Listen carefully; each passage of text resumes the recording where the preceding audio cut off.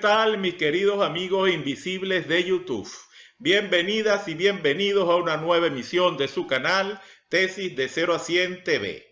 Soy Carlos Godoy Rodríguez y como de costumbre los invito a que se suscriban al canal si no lo han hecho aún, haciendo clic sobre el botón rojo que aparece luego de los videos.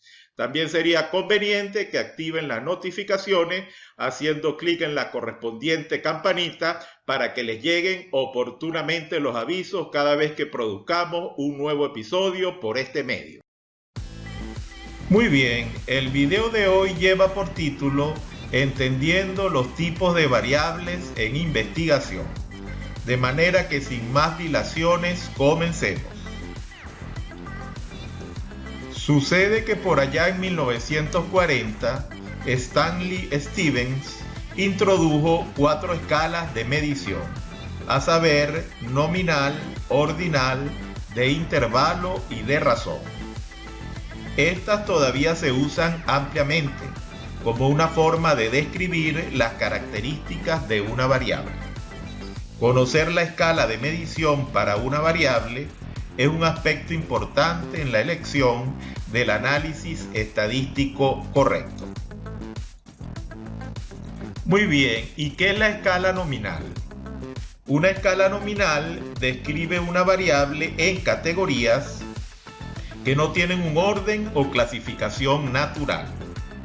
Puede codificar las variables nominales con números si lo deseas, pero el orden es arbitrario y cualquier cálculo, como determinar la desviación estándar, la media o la mediana, no tendría ningún sentido. En realidad, las escalas nominales podrían llamarse simplemente como etiquetas.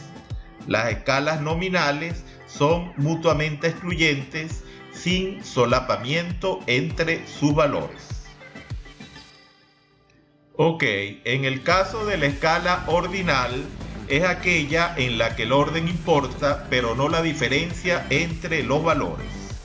Ten en cuenta que las diferencias entre categorías adyacentes no necesariamente tienen el mismo significado. Por ejemplo, la diferencia entre los dos niveles de ingresos, menos de 50.000 y entre 50.000 a 100.000, no tiene el mismo significado que la diferencia entre los dos niveles de ingresos de 50.000 a 100.000 y más de 100.000. Por otro lado, como ejemplos de variables medidas a escala ordinal, podemos mencionar el estatus socioeconómico dividido en bajos ingresos, ingresos medios e ingresos altos, o el nivel educativo dividido en escuela secundaria, licenciatura, maestría o doctorado, o el nivel de ingresos que ya mencionamos, o también un índice de satisfacción que haya sido construido de la siguiente manera: muy disgustado, disgustado, neutral, me gusta mucho. En el caso de la escala de intervalos, es aquella en la que hay orden y la diferencia entre dos valores es significativa. Son ejemplos de variables medidas a escala de intervalo los siguientes: la temperatura en grados Fahrenheit, la temperatura en grados centígrados, el pH de una solución, el puntaje en la prueba SAT o el puntaje de crédito asignado a una persona. Con respecto a la escala de razón o de proporción, como también se le llama, una variable medida a este nivel tiene todas las propiedades de una variable de intervalo y también tiene una definición clara de cero. Cuando la variable es igual a cero, significa que hay ausencia total de la característica que mide esa variable. Ejemplos pudieran ser la actividad enzimática, las dosis de un medicamento, la velocidad de reacción, velocidad de flujo, concentración, el pulso de una persona, su peso, la longitud, la temperatura en grados Kelvin, también conocida como temperatura absoluta, o el tiempo de supervivencia. Hablemos un poco más sobre la escala de razón. Cuando se trabaja con variables de razón, pero no con variables de intervalo, la relación entre dos mediciones tiene una interpretación significativa. Por ejemplo, debido a que el peso es una variable de razón, el peso de un objeto, si es fijado en 4 gramos, significa que es 2 veces más pesado que un objeto que pese solamente 2 gramos. Sin embargo, una temperatura de 10 grados centígrados no debe considerarse el doble de caliente que 5 grados centígrados, porque si lo fuera se crearía un conflicto, dado que 10 grados centígrados son equivalentes a 50 grados Fahrenheit y 5 grados centígrados son solo 41 grados Fahrenheit. Claramente 50 grados no es el doble de 41. Por otro lado, otro ejemplo, un pH de 3 no es 2 veces más ácido que un pH de 6, porque el pH no es una variable medida a escala de razón, sino que es una variable medida a escala de intervalo.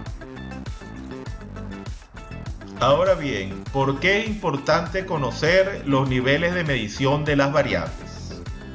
Conocer la escala de medición para tus variables puede ayudar a prevenir errores, como sería tomar el promedio de un grupo de códigos postales o tomar la proporción entre dos valores de pH.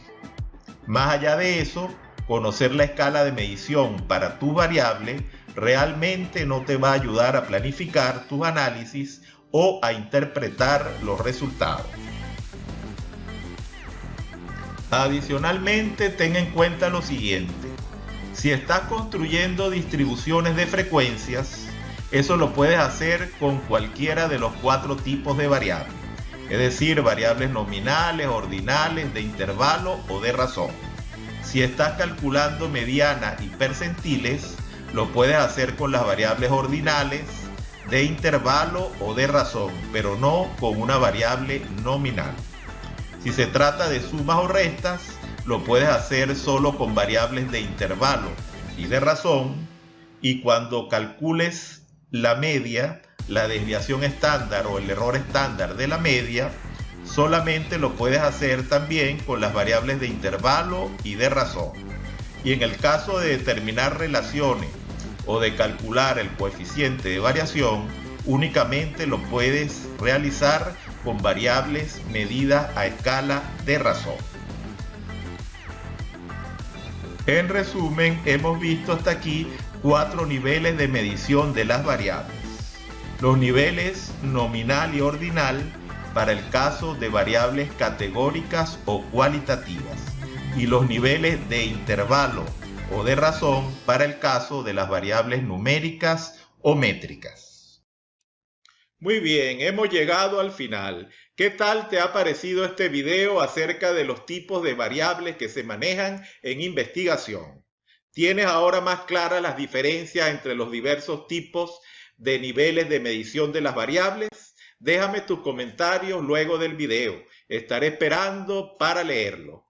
Y como de costumbre, te recuerdo que te suscribas haciendo clic sobre el botón rojo si no lo has hecho aún, o también a que actives las notificaciones haciendo clic sobre la campanita para que te lleguen oportunamente los avisos cada vez que produzcamos un nuevo episodio por este medio.